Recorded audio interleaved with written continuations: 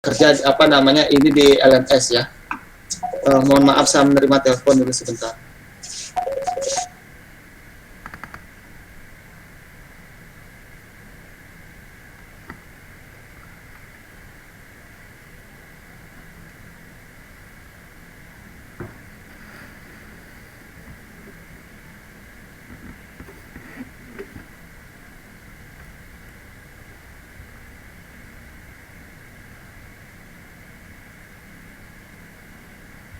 Kan gitu ya, mudah-mudahan sudah dibuka di ini di LMS, jadi sudah dibaca tentang topik yang kita bahas hari ini.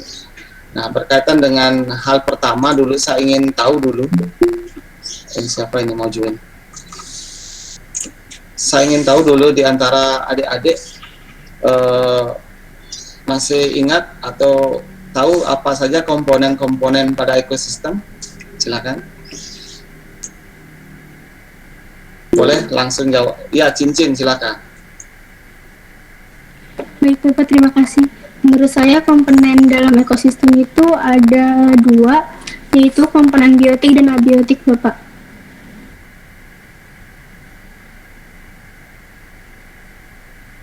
Ada komponen biotik dan abiotik. Yang lain bagaimana?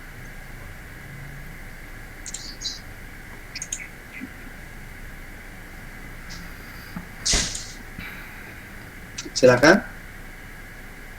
Tuh, di LMS-nya bagaimana? Sudah dicek belum di LMS? Ya, Adi Santosa. Baik Bapak, terima kasih atas waktunya. Menurut saya komponen ekosistem itu adalah rantai makanan, jaring-jaring makanan, aliran energi, aliran biokimia, Bapak. Oke, nah itu komponen-komponennya ya. Kemudian itu yang kita bahas yang pertama ya, yang ini. Jadi apa yang disampaikan oleh Adi tadi itu ya, komponennya ada rantai makanan, ada jaring makanan, di sana ada aliran energi dan rantai ini double ini. Ini tiga ini ya. Kemudian untuk di simbiosis ini akan kita bahas. Ada simbiosis mutualisme, komensalisme dan parasitisme gitu. Nah, sebelum masuk ke ini saya coba berikan pretest dulu ya. Coba nanti silakan dijawab, bisa enggak? Kebetulan saya mengajar di kelas ini, kelas IKI di inisiasi. Saya coba untuk tampilkan ini, kelas diisi inisiasi kelas internasional.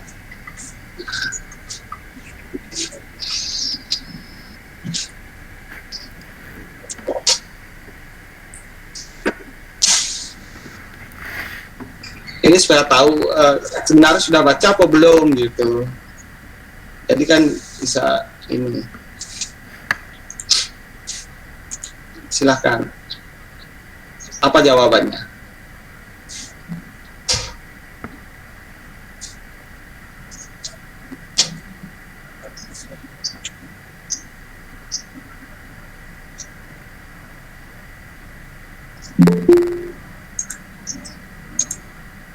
Banyak yang baru join ini ya. Ada tumbuhan, apid itu apa? Apa itu apid?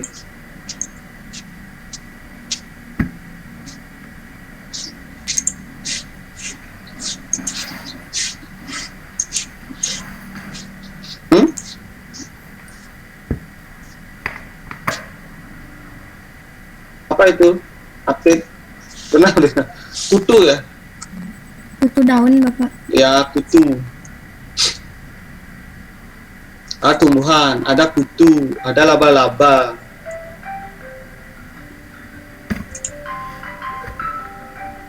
Sporo itu apa?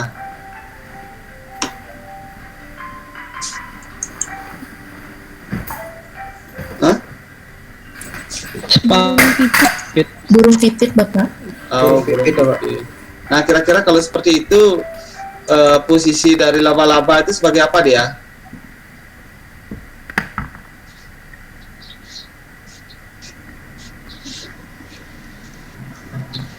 Nah, kalau belum dibaca itu diskusinya akan agak lambat. Hah? Kalau sebagai produsen itu siapa? Tumbuhan Bapak, tumbuhan. Tumbuhan. Kemudian kalau primary consumer,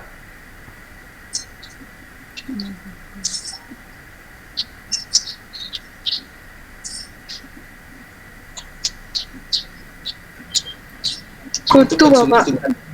konsumen tingkat 1, konsumen tingkat 2, kemudian ada persaingan di sana, persaingan.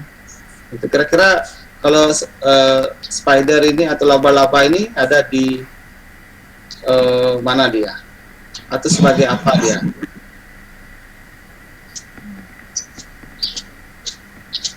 Sebagai oke.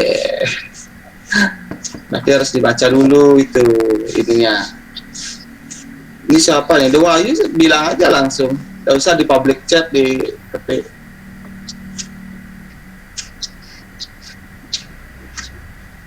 Nah, kenapa Pak berikan ini kan apa ya?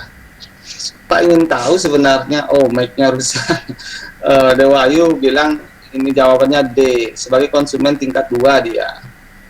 Ya, sebagai konsumen tingkat 2 dia ya.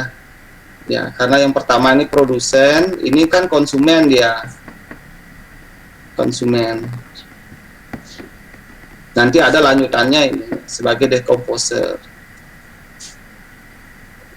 Ini sebagai trial knowledge sebenarnya Pak ingin tahu pengetahuan awal adik-adik semua, saudara-saudara semua gitu. Supaya sebelum mengikuti perkuliahan memahami topik yang akan dibahas gitu, biar enggak Bapak aja yang memberikan informasinya. Oke, sekarang kita lanjutkan kalau begitu ya. Pak izin share screen yang bukan yang ini. Nanti kalau bisa langsung aja disampaikan. Nah, jadi komponen ekosistem itu tadi kan ini ya, rantai makanan. Ingat di sini ada konsep rantai. Kalau rantai itu gimana? Saling berhubungan Bapak. Gimana? Berhubungan. Ya, nyambung. Tidak terputus kan? Gitu. Membentuk urutan. Ya. Saling berkaitan katanya gitu. Jalur makanan dan dimakan dari organisme pada suatu tingkat trofik ke tingkat trofik berikutnya, membentuk urutan dan arah tertentu gitu ya. Nah di sini di dalam rantai makanan produsen ini kan produsen. Jadi tanaman dalam hal ini rumput itu bertugas sebagai produsen. Kemudian rumput ini dimakan oleh, mungkin kalau dilihat dari gambar ini yang menjadi konsumen pertama atau konsumen primer itu adalah belalang gitu. Kemudian belalang dimakan oleh kodok itu atau katak ya. Katak makan oleh ular, ular dimakan oleh elang. Kemudian elang mati. Kemudian ini diuraikan oleh decomposer ya. Sebagai decomposer itu di sini ada bakteri, ada jamur. Nanti hasil penguraian itu terdapat zat-zat hara yang dibutuhkan oleh tumbuhan atau tanaman untuk tumbuh. Kalau pernah nggak nonton filmnya The Lion King, Simba itu ketika ayahnya bercerita bagaimana sebuah siklus kehidupan gitu. Di suatu hutan, bahwa singalah yang berada di konsumen final atau berada di rantai makanan paling tinggi. Bukan berarti dia berada paling tinggi, mampu menguasai semuanya, tidak. Itu yang dinamakan siklus kehidupan. Ketika antelope itu memakan rumput, kemudian antelope itu dimakan oleh siapa nama ayahnya ini tuh? Simba itu? Mufasa ya. Mufasa gitu. Itu dia memakan antelope, kemudian dia mati, diuraikan oleh decomposer, kemudian baru dibilang tumbuhanlah yang atau rumput yang memakan bagian tubuh kita yang hancur itu, kemudian dimakan kembali oleh antelope gitu. Itu yang dikatakan cycle of life gitu, siklus kehidupan. Itu luar biasa di sana.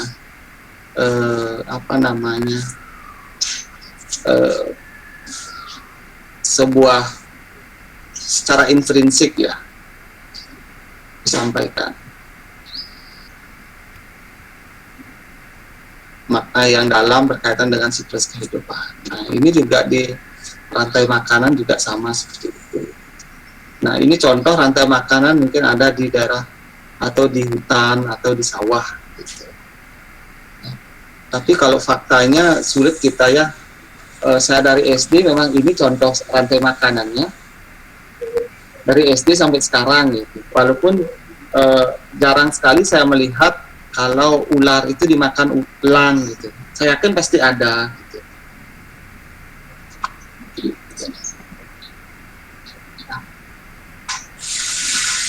Nah, misalnya ada pertanyaan begini. Produsen ini anggap bukan rumput ya. Saya ubah menjadi padi. Padi, belalang, katak, kemudian ular, elang. Menurut Anda, apa yang akan terjadi jika populasi dari katak ini hilang? Apa yang terjadi? Menurut saya Bapak, kalau populasi dari katak itu hilang, maka belalang populasinya akan meningkat, kemudian ular akan menurun. Oke, populasi belalang akan meningkat, populasi ular akan menurun, gitu. Ada dua itu saja. Yang lain, ini tentu jawabannya open ended ya, terbuka gitu. Tergantung bagaimana kemampuan Anda menceritakan. Sampai dari padi sampai padi itu boleh, gitu. Sampai padi bahkan elang itu silahkan. Gitu. Gimana? Silakan.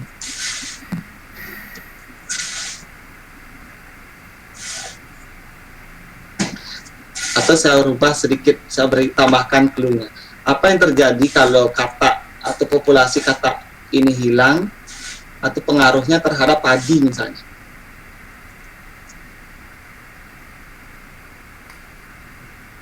Ada enggak hubungannya ini antara populasi katak yang hilang dengan populasi padi? Ada enggak?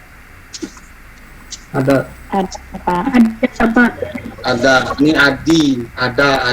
Adi sudah tadi ya. Gusti Putu, silakan. Gusti Putu Setiani, silakan, tadi bilang ada. Gimana jawabannya? Iya, jadi menurut saya jika populasi katak itu hilang, maka tidak akan ada yang memakan populasi belalang, jadi akan semakin banyak yang mengonsumsi rumput, jadi Padi.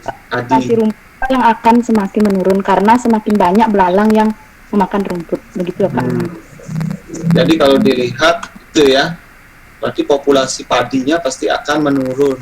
Bahkan itu yang sering disebut apa? sebagai apa dia ini belalang itu. Parasit. Kalau sudah seperti itu keadaannya atau kejadiannya.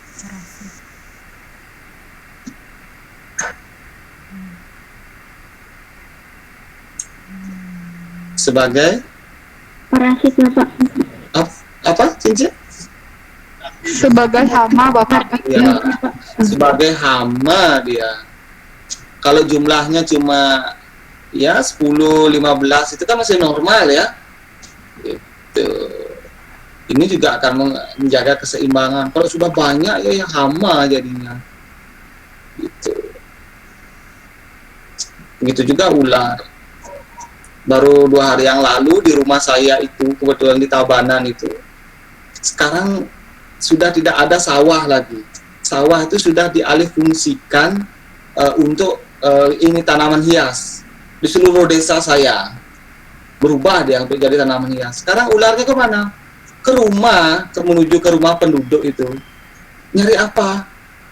Nyari tikus dan nyari kodok kata itu gitu. Baru kemarin saya oleh ibu saya diberikan video foto kalau kata itu sedang makan ular itu sedang makan kata itu ada di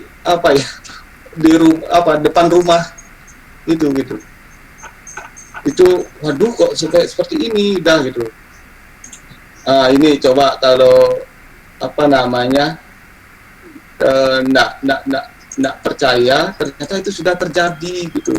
Saya coba, kebetulan itu dikirim, saya terus terang agak kaget juga kok sudah sampai ke sana ya gitu. Bisa nggak di share ini dia WA saya dikirim oleh kebetulan di grup di keluarga saya gitu. Itu dikirim itu sedang makan katak dia itu di depan rumah saya gitu. Awalnya memang beberapa memang udah dilihat, kok sudah di sini dia gitu. Ternyata dia sekarang udah ke pemukiman gitu, nyari IT gitu. Wah, ternyata kebetulan saya dulu kan biologi gitu, dengan istri itu. Oh iya betul, ini karena habitatnya sudah hilang dia, sudah tidak ada mencari makan gitu. Kodok itu sekarang kakak itu sudah di perumahan sekarang. Karena di beberapa sekeliling rumah saya itu memelihara membuat kolam. Gitu. Oh jadi di sini ada suara-suara dia mungkin atau melewat indera penciumannya itu. Oh di sini ada kata gitu. Ngeri juga itu gitu.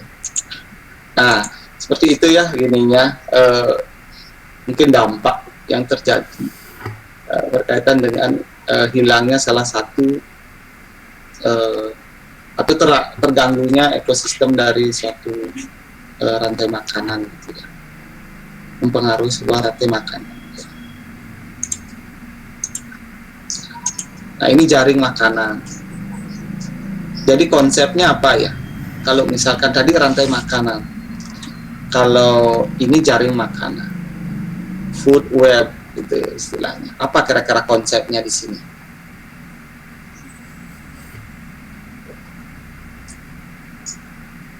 Tapi ini contohnya agak jauh ya. Nanti karena adik-adik akan menjadi calon guru SD atau menjadi guru SD, nanti boleh dibuat sendiri jaring-jaring makanan yang mungkin dekat dalam kehidupan adik-adik, walaupun tidak banyak, tapi berbentuk jaring makanan. Konsepnya di sini apa?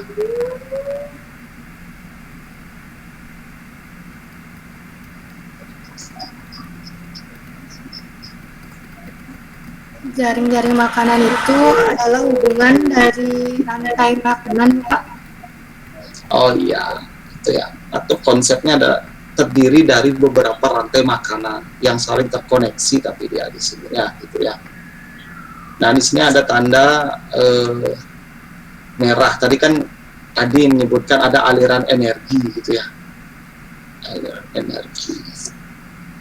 Ada yang bisa memberikan sedikit deskripsi apa yang dimaksud dengan ada aliran energi di sini.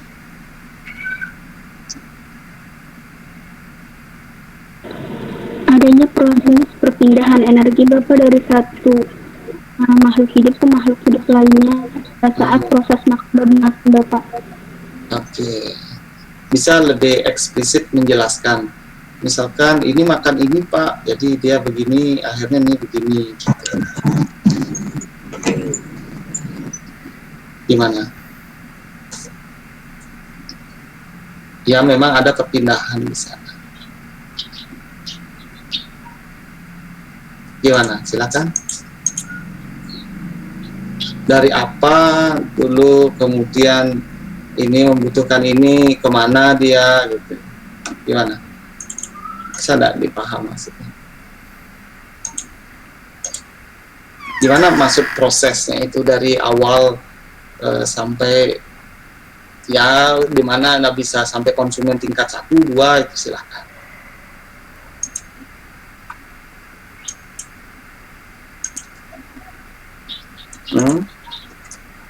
Siapa yang bisa?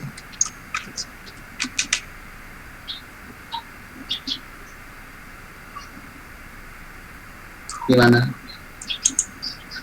Ada yang tahu nggak kalau dibandingkan dengan gambar tadi, ada yang kurang di sini? Apa yang kurang ya di gambar ini? Sebagai syarat adanya aliran energi di sini. Apa? Mengurainya. Apa yang?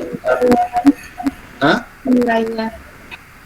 Apa yang? Coba perhatikan ini dari gambar ini, rantai makanan. Di sini gambarnya kurang ini. Apa kira-kira? Mengurainya Bapak. Kalau berkait, ini. Ya. Oh, yang sebelah ini. Ya, yang di sini belum ada pengurai ya.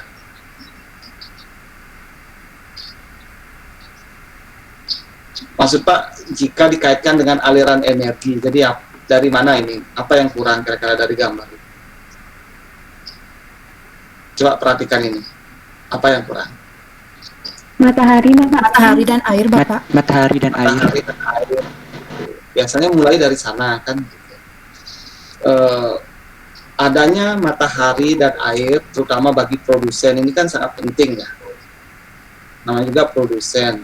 Dia mampu menghasilkan makanan sendiri dengan bantuan sinar matahari kan gitu. Oh, ternyata sinar matahari itu memiliki energi, kemudian energinya digunakan melakukan proses apa di sini? Fotosintesis. Gitu. Di sini dia pakai fotosintesis. Oh, ternyata ada aliran energi dari matahari, air, kemudian ini digunakan fotosintesis. Kemudian hasil fotosintesis ini digunakan untuk tumbuh oleh tumbuhan kan begitu kan? Berarti dia di sini sudah mengandung apa? Energi dia tumbuhan ini. Kemudian dimakan oleh siapa di sini? Anggap tikus misalnya. Tikus. Berarti sudah ada aliran energi dari tanaman menuju ke tikus ini. Tikus ini. Mungkin tikus ini tidak makan cuma satu tanaman, banyak tanaman, sehingga berkumpullah energi di dalam tikus ini. Nah, di tikus ini juga mengandung energi dia. Nanti kalau dimakan oleh misalkan burung hantu, berarti berpindah sudah energinya menuju ke burung hantu ini. Terus nanti sampai tingkat atas. Nah, itu yang dikatakan warna merah ini, ada aliran energi dari produsen ke konsumen. Nah, kalau misalnya ada pertanyaan begini, menurut Anda ada nggak aliran energi yang awalnya diperoleh oleh atau dari matahari menuju ke kita? Bisa nggak sebutkan contohnya?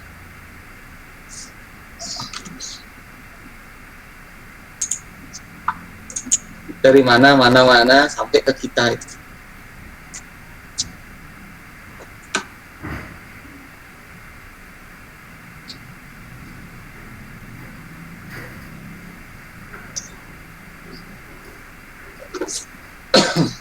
Ada?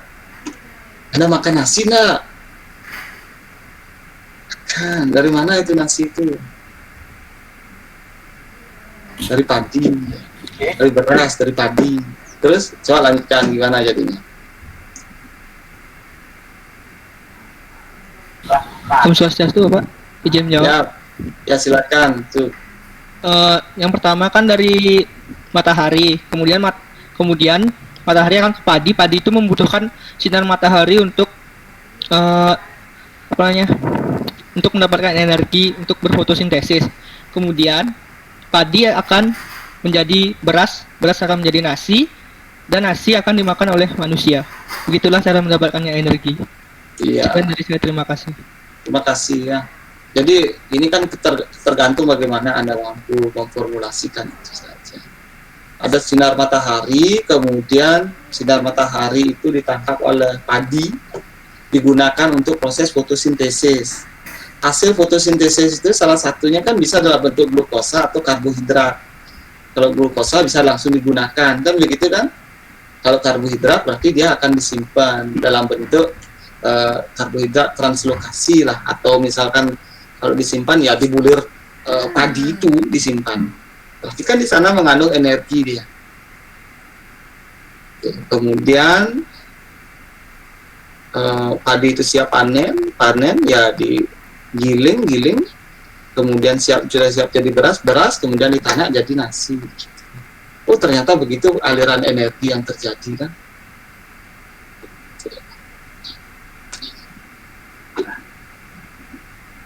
Nah, di sini rantai makanan, jaring-jaring makanan terdiri dari beberapa rantai makanan. Di sini sinar matahari dan dekomposernya yang belum muncul ya. Nah, di sini ada istilah dekomposer dan detrifor, itu bisa nggak bedakan?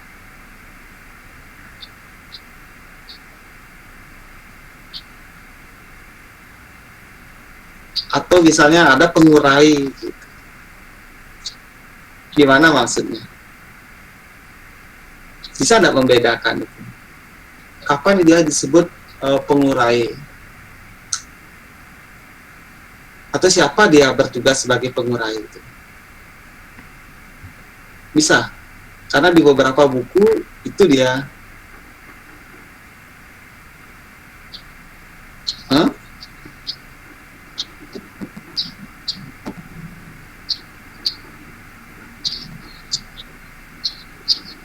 Kalau tadi ini dicontohkan dekomposernya itu adalah fungi.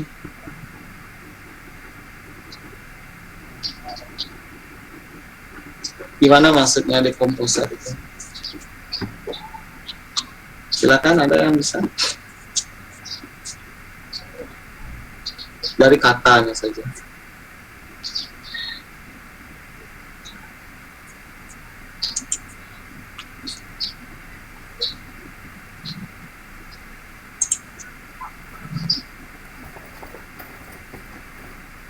Juliwantara, coba Juliwantara.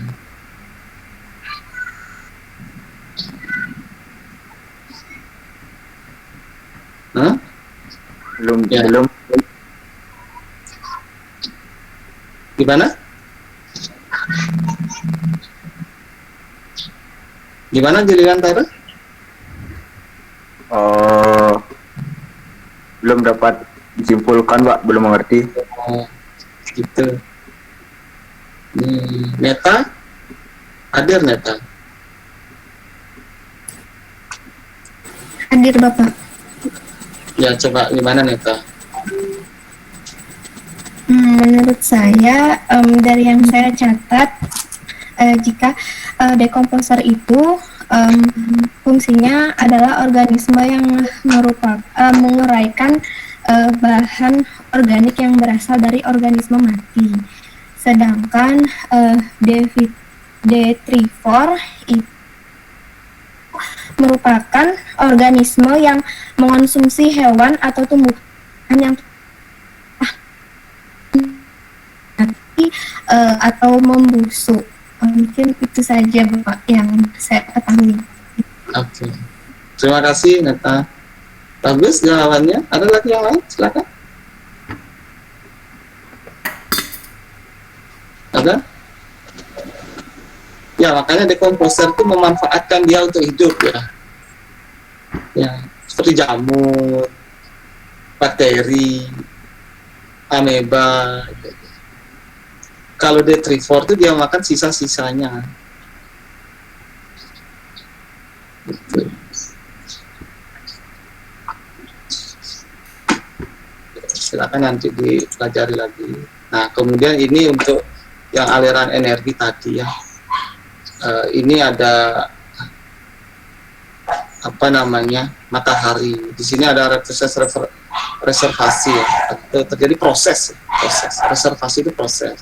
Matahari ini sinar aliran energi yang ada dari atau yang datang dari matahari ini diproses oleh tumbuhan hijau. Nah, tumbuhan hijau itu kan memiliki klorofil dia yang mampu menyusun atau membuat makanannya sendiri. Gitu. Jadi dimakan oleh konsumen tingkat 1. Misalnya yang konsumen tingkat 1 ini herbivore ya. Nah, mulai dari konsumen tingkat 2 ini sudah mulai dia ke karnivore. Nah, seperti tadi gitu. Dan ketika dia dari produsen itu langsung mati ya masuk, dia bisa dimanfaatkan oleh detrivore atau pengurai perombak ya. Jadi begitu. Ini ada kemungkinan dia mati di sini. Kemudian langsung akan diuraikan. Nah, itulah terjadi aliran energi. Pernah nggak membayangkan ketika di suatu hutan yang sangat lebat sekali? Pernah mendengar istilah aliran energi itu tertutup? Kalau ini kan terbuka. Sebagai contoh misalnya, Anda menanam padi, di Indonesia, kalau berlebih bisa dikirim ke luar, diekspor kan, ke Amerika misalnya. Berarti aliran energinya tidak hanya di Indonesia kan, berarti sampai ke Amerika dia. Nah, itu terbuka sekali dia. Nah, pernah mendengar istilah aliran energi yang tertutup? Di mana kita bisa menemukan aliran energi itu tertutup? Di sana aja.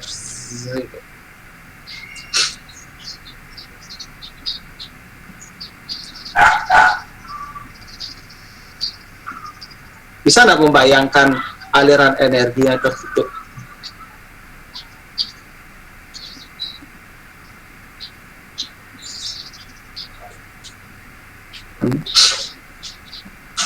Bisa? Pernah membayangkan yang ada di hutan di Kalimantan gitu misalnya?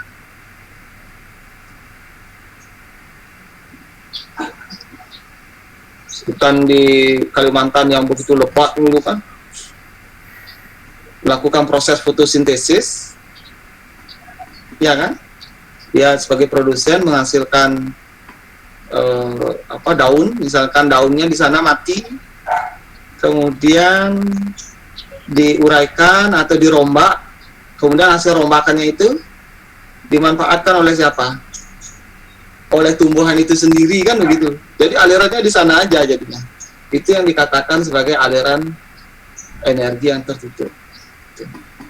Di lingkungan di sana aja. Gitu. Terutama di hutan hutan hujan gitu, yang tertutup itu. Jadi aliran energinya di sana aja, tidak dibawa keluar. Bisa dipahami. Kalau yang terbuka berarti aliran energi dari matahari kemudian dimanfaatkan oleh tumbuhan hijau, hasilnya dalam bentuk misalnya buah, biji, batang dan lain sebagainya dimanfaatkan oleh konsumen tingkat 1 ataupun oleh manusia secara langsung, misalkan bisa dikatakan dia omnivora tapi masuk ke memanfaatkan tumbuhan, dia memanfaatkan untuk energinya gitu. Ya, berarti dia sudah terbuka dia. Gitu. Bisa dipahami aliran energi itu ya. Untuk tetap menjaga itu. Oke. Nah, itu saja sebenarnya konsep untuk di ini ya. komponen ekosistem itu loh.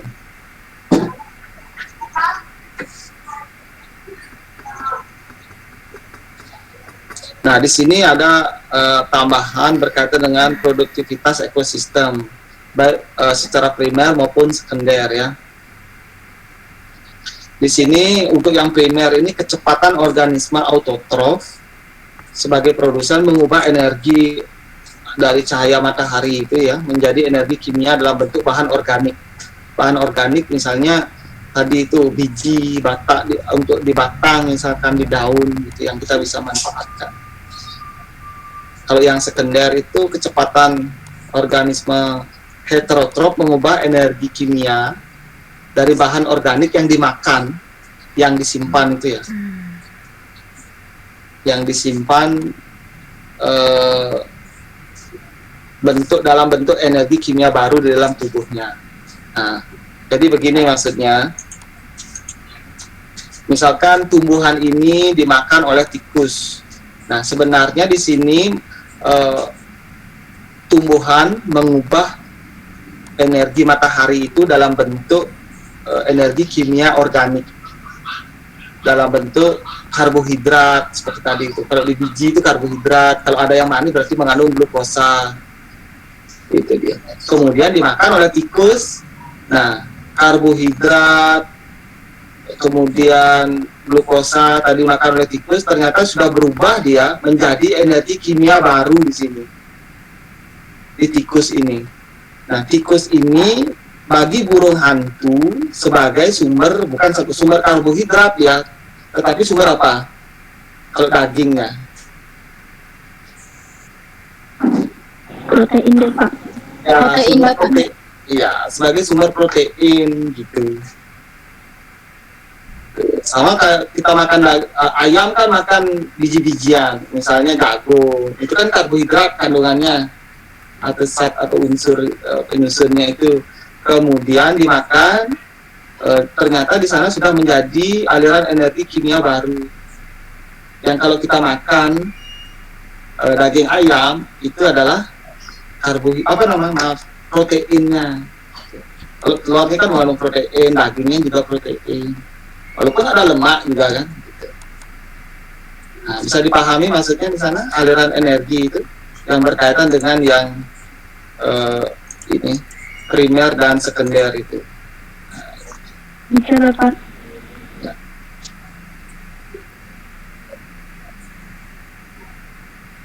Jadi ketika masuk ke produktivitas sekunder itu ini kecepatan organisme heterotrof mengubah energi kimia dari bahan organik yang dimakan menjadi simpanan energi kimia yang baru. Bahkan nanti yang lebih hebat dari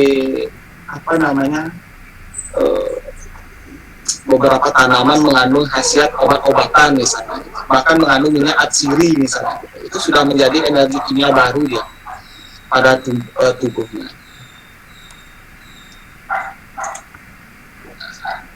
Ini daur biokimia ya, daur air, siklus air. Ini gambarnya kurang bagus. Ini silakan nanti dibaca ini ya. Ya ini sudah terbiasa dia konsep-konsepnya di sini. Kemudian yang saya ingin sulfur tidak, saya lanjut ke simbiosis saja ya. Nah, ke simbiosis.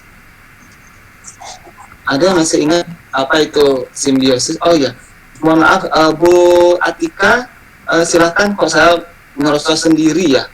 Silakan Bu Atika kalau ada yang perlu ditambahkan berkaitan dengan beberapa topik yang dibahas tadi didiskusikan, silakan Bu Atika. Mohon maaf ya kok lupa saya. Apa-apa Pak, lanjut aja dulu.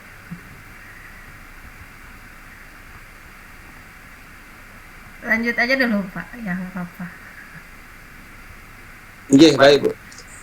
Kita lanjut lagi sedikit ya simbiosis karena jam 15.15 saya harus dengan Upi dengan Bu Fikri. Mohon maaf sekali, jadi agak sedikit cepat. Oke. Nah, untuk di simbiosis ini Atau apa tadi? Simbiosis itu apa? Izin menjawab Bapak. Yang lain dong, tadi cincin sudah dapat. Yang lain Izin menjawab Bapak. siapa nih? Coba raise hand ya, biar saya tahu siapa ini. Ini si Dewa Ayu Padma. Ayo, Dewa Ayu Padma dulu. Ya. Nggih Bapak, terima kasih. Kebetulan kata simbiosis ini sangat sering juga saya pergunakan ketika berbicara dengan teman-teman. Jadi menurut saya simbiosis itu merupakan satu hubungan timbal balik antara satu makhluk dengan makhluk yang lainnya, Bapak. Terjadi hubungan timbal balik ya. Iya, Bapak. Ya, nanti tipenya baru ada hubungan timbal baliknya. Ada mutualisme, komensalisme, dan parasitisme. Gitu. Kalau mutualisme itu yang gimana ya? Saling menguntungkan Bapak. Saling Menguntungkan. saling menguntungkan. Gimana maksudnya saling menguntungkan itu?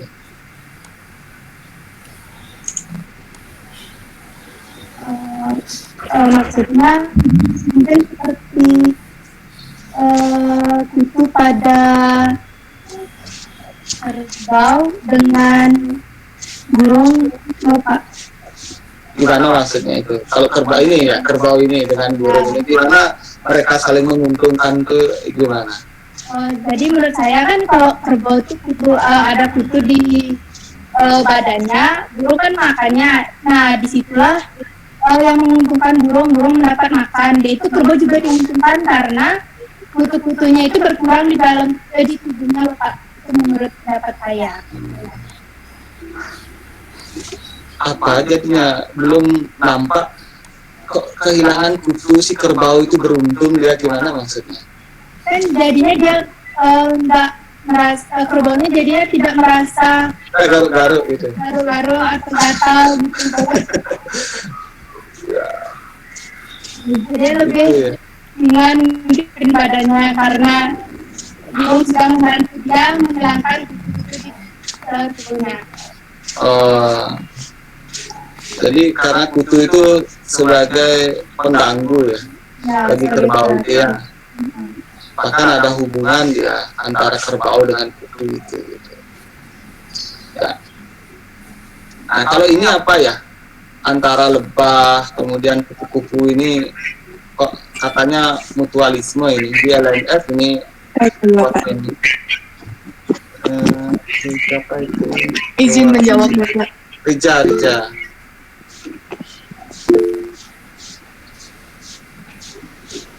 Silakan Rija. Maaf, Pak, tadi macet. Gimana? Dosennya 1, mahasiswa 30. Izin menjawab, Bapak. Satu. Bisa diperbolehkan. Bapak Jumadi Citra. Ya. Rija gimana? Tadi macet laptopnya, tapi Pak. Oh iya, kalau ada gambar ini, dua ini, kira-kira apa ya keuntungannya masing-masing ini? Misalnya kalau kupu-kupu sama bunga, kupu-kupu membantu penyembuhan dari bunga tersebut agar bisa berkembang, Bapak. Terus kupu-kupunya gimana? Kupu-kupu kan mengeluarkan nektar tuh. Kupu-kupu mengeluarkan nektar. Terus diserbukan ke bunga tersebut. Oke, terima kasih ya Rija. Sebenarnya ya ini fungsinya kita diskusi gitu ya. Kadang-kadang apa yang ada dalam pikiran kita untuk disampaikan ke teman-teman itu butuh latihan. Tetapi apa yang disampaikan oleh Rija sudah bagus. Jadi perlu ditata lagi. Siapa yang bisa membantu menata apa yang disampaikan oleh Risa tadi? Saya, Bapak. Sudah ya, Fatma sudah tadi, yang lain. Coba saya tunjuk aja. Dian Putri. Ya Pak. Silakan. Jadi di sana itu ada simbiosis mutualisme yang dimana bunga itu dibantu proses penyerbukannya oleh kupu-kupu dan kupu-kupu itu mendapatkan nektar dari bunga itu sendiri. Jadi kan begini ya, kita siapa tadi yang mengatakan simbiosis itu ada hubungan timbal balik gitu. Kalau di sini hubungan timbal baliknya saling menguntungkan, belum disampaikan. Untungnya dalam hal apa sih mereka gitu? Bunga itu dibantu penyerbukannya. Kok hanya dengan dibantu penyerbukannya, untungnya apa dia gitu? Kemudian kupu-kupu itu apa untungnya dia ketika dia ketemu si bunga madu? Ya, Adi gimana Adi? Mendapatkan madu. Oke, catat bahwa kupu-kupu di sini memperoleh madu karena makanan utama dari kupu-kupu itu adalah madu atau nektar. Oke, beruntung dia. Kemudian si bunga ini apa untungnya? Berkembang dia, iya Bapak. Dibantu dalam dalam proses penyerbukan, Bapak. Iya. Kalau kenapa dia dibantu dengan proses penyerbukannya itu gimana dia gitu? Izin menanggapi Bapak. Ya gimana Dewa Ayu? Jadi kan biasanya kalau kita lihat itu si kupu-kupu itu hinggap dalam bunga tuh. Biasanya dia lebih sering di sari bunga, sari bunganya itu. Nah, di sana kan ada benang sari dan di sana juga terjadi proses fertilisasi bunga atau tanaman itu sendiri. Nah, di sanalah tumbuhan dibantu dalam proses penyerbukan oleh kupu-kupu tersebut. Mungkin seperti itu Bapak. Terima kasih. Oke, keuntungannya tadi sebenarnya tidak hanya sampai ke ini ya.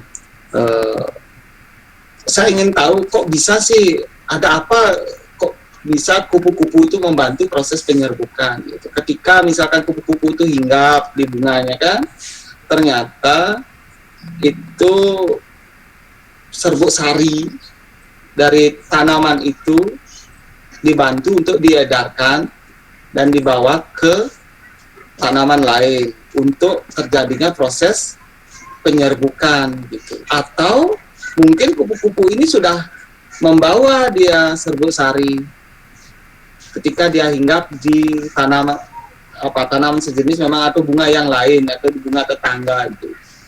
Kemudian dia hinggap di sana. Terjadi proses penyerbukan. Maksudnya alurnya itu biar diketahui gitu ya. Membantu proses penyerbukan gitu. Terus gimana proses penyerbukan itu sebenarnya terjadi di sini? Gitu. Izin menjawab Bapak. Oke, itu sudah. Kalau saya analogikan pernah nggak menonton film kartun yang sudah lama ini, B-movie itu, si lebah itu. Bagaimana anak-anak dibuat mudah sekali memahami oleh film itu bahwa lebah itu di dalam kantongnya membawa serbuk sari yang akan disebarkan ke seluruh ke seluruh bunga yang ada di kota itu. Sebagai upahnya kita mendapatkan madu yang nilainya tak terhingga. Nah, gitu dia di movie itu. Gitu. Jadi sangat mudah sekali kalau untuk anak SD itu memahami bagaimana sih sebenarnya proses yang terjadi atau hubungan yang terjadi antara bunga dengan lebah itu. Gitu. Nah, itulah yang saling menguntungkan. Nah, kan banyak sekali ini menguntungkan. Kalau manusia dengan manusia harusnya gimana ya? Masuk ke sini enggak ya?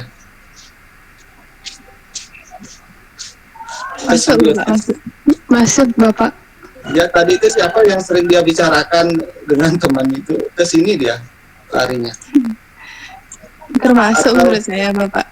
Ya, atau ini apa ini? Komensalisme ini apa?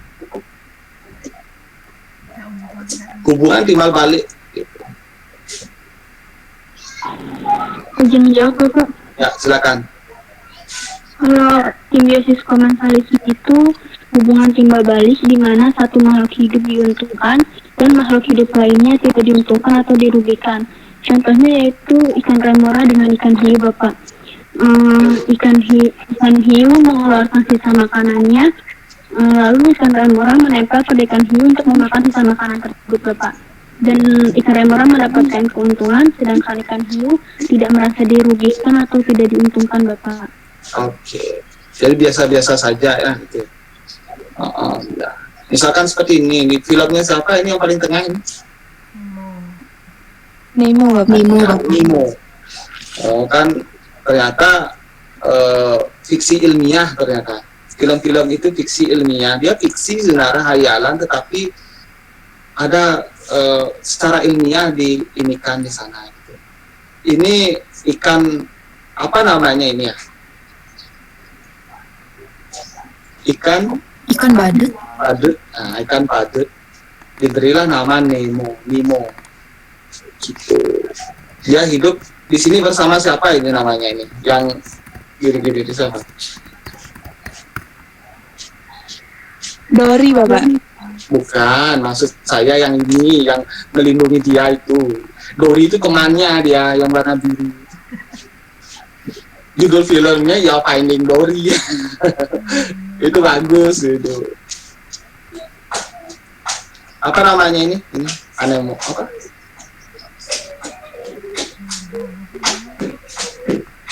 Dia pakai ada racunnya ini ya.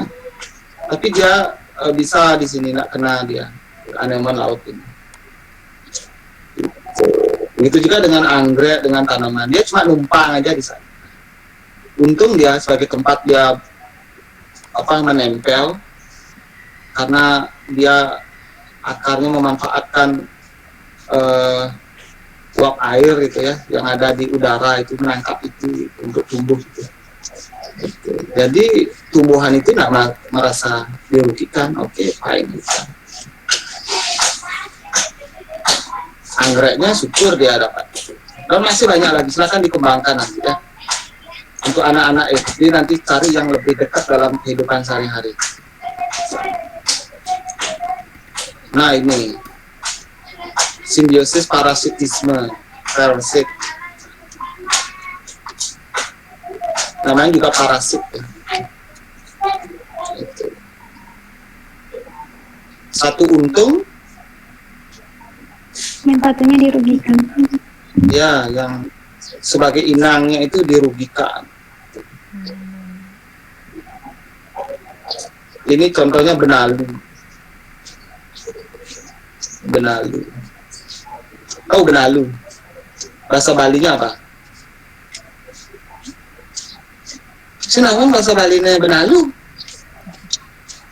Nggak tahu, Bapak. Kepasilan, Bapak. Oh, ya. Senadi yang bahasa Bali do misalnya ya. Kepasilan ini gitu. Kalau orang di Bali itu katanya punya kekuatan magis itu bisa mengobati. Ketika benalu ini bisa hidup di mana? Di Pohon. Bambu. Di bambu. Di kepasilan tieng orang asal si Sengak bilang asal ngelah kepasilan tieng jek sakti kan gitu. Kalau punya itu benalu yang tumbuh di bambu itu dikatakan memiliki kekuatan magis gitu. Kalau dikaji secara ilmiah, kenapa kira-kira akan sulit benalu itu tumbuh di bambu? Kenapa kira-kira?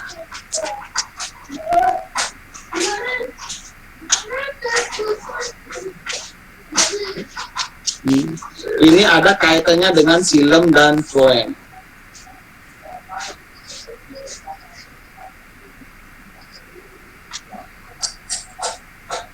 Makanya kenapa dikatakan parasit. Nanti mereka mati sendiri itu. Tanamannya mati, dia juga mati gitu. Walaupun sebenarnya dia sudah bertumbuh ya. menghasilkan biji. Dan bijinya itu hebat sekali dia. Kalau itu aromanya mungkin enak bagi ini, bagi burung.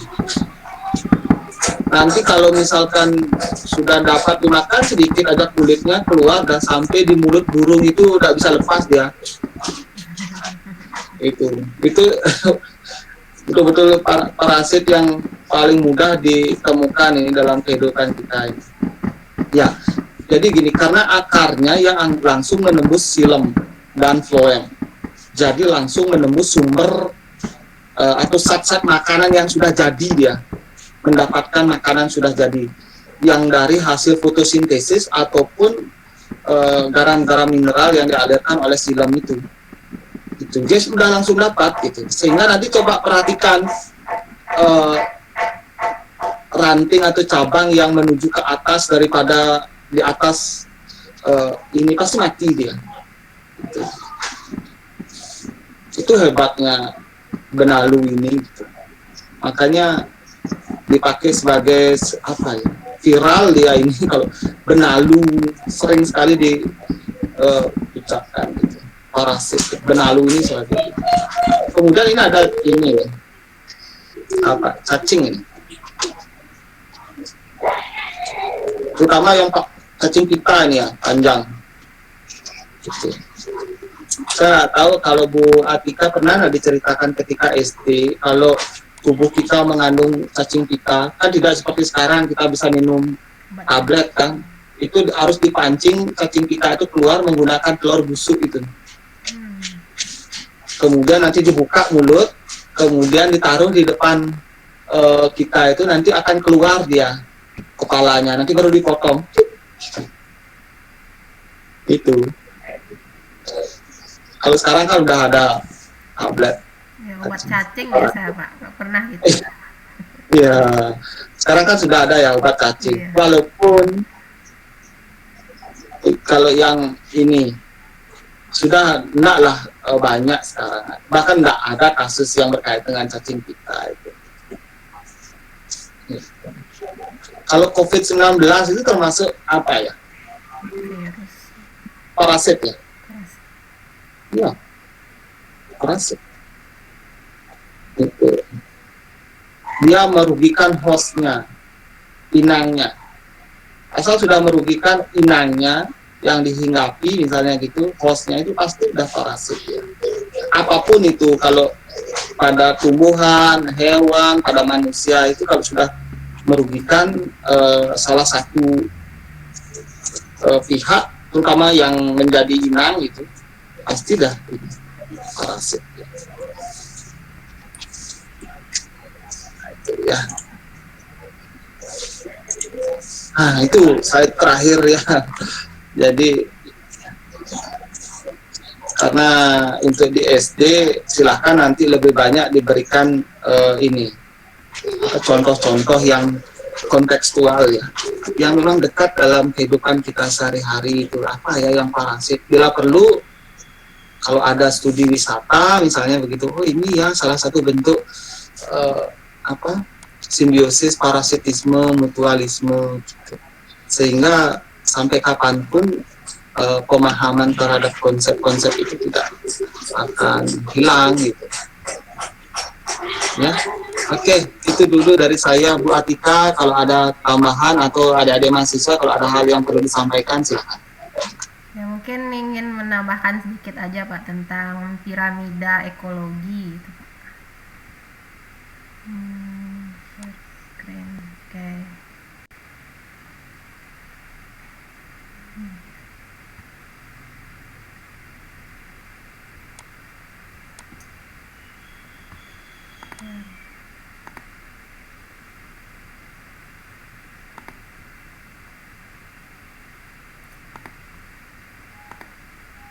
Saya biasa zoom sih Pak, jadi kagok pakai ini. Oh ya Bu, kalau Zoom saya cuma 40 menit Bu. Oh iya Pak. Kalau ini kemarin ini kami di Undiksa pakai Jimit. Iya. Ya. Udah kelihatan? Nggih, sampun Bu. Oke. Jadi kira-kira ini aja yang mau ditambahkan tentang piramida. Jadi kalau misalkan yang paling banyak itu biasanya dari segi jumlahnya itu adalah selalu yang produsen. Jadi misalkan kayak tadi padi, belalang, tikus, habis itu dimakan oleh ular. Maka yang paling sedikit jumlahnya itu selalu adalah yang konsumen yang teratas. Itu misalkan tadi ada harimau. Harimau itu harus dia jumlahnya harus selalu yang lebih kecil atau yang terkecil dibandingkan yang paling bawah. Karena yang paling bawah kalau dia yang lebih sedikit itu kan nggak bisa lagi ya apanya, karena dia adalah sumber utamanya. Misalkan kayak padi, tanaman, itu adalah pada tingkat piramida ekologi dia akan selalu yang paling besar jumlahnya dibandingkan dari belalang, dari tikus, dan dari misalnya nih ular atau apa nih. Kelihatan juga nih gambarnya. Misalnya tikus dimakan oleh ular. Jadi yang paling banyak itu biasanya itu adalah yang produsen. Nah, untuk tingkat energi pun juga gitu. Jadi tingkat energinya misalnya di sini ada 10.000 kilokalori. Di situ naik ke atas jadi berkurang lagi energinya. Naik ke atas jadi 100 kalori. Yang ini tinggal 10 kilokalori. Jadi kalau di sini energinya besar, tambah ke konsumen pertama jadi lebih kecil, konsumen kedua jadi lebih kecil, konsumen terakhir pun menjadi lebih kecil. Oke, mungkin itu aja tambahannya. Habis itu tadi juga rantai makanan di laut ya. Rantai makanan di laut.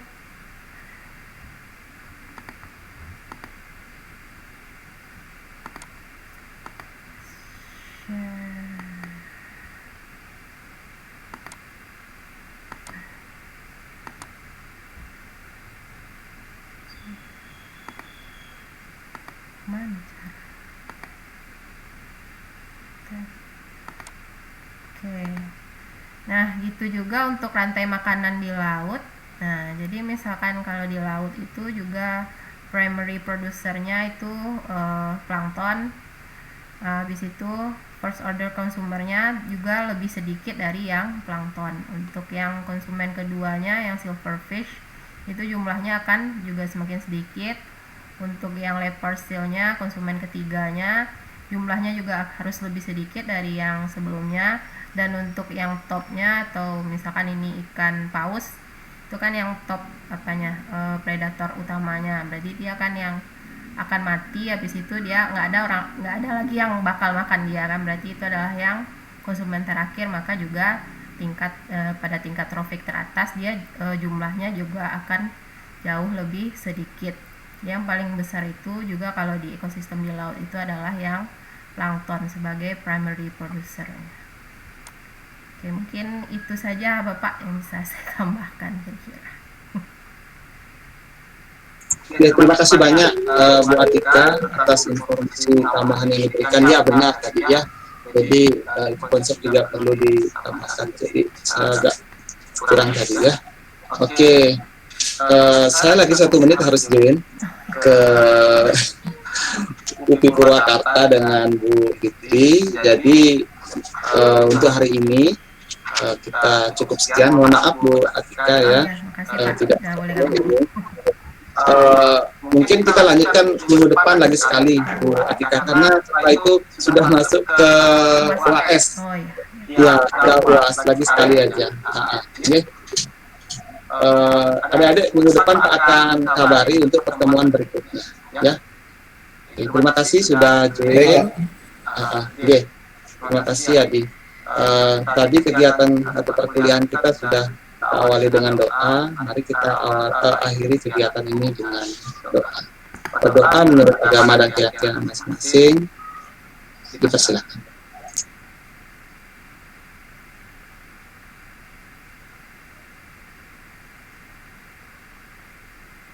Berdoa selesai. Ya, terima kasih adik-adik ya. Bu Atika, terima kasih. Oke. Mari kita lihat sama-sama ya. Terima kasih Bu Atika. Terima kasih Bu Atika.